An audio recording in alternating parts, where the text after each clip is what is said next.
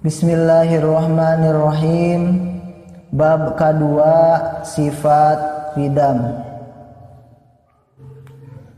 Pasal kahiji, wajib qidam muhal anyar.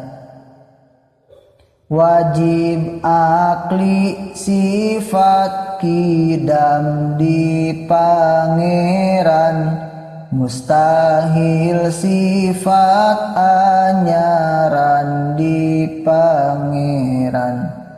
Harti qidam Allah teu aya kawitna, teu eueuh heula dina ayana.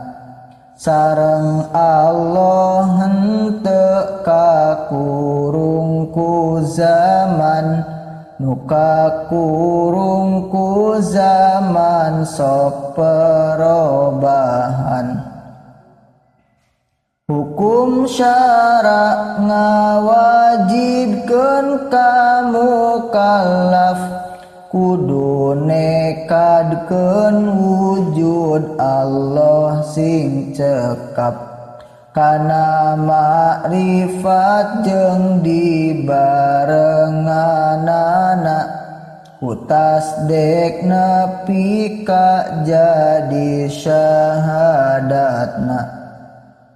Kana makrifat jeung dibarenganana, ku tasdek nepi ka jadi syahadatna.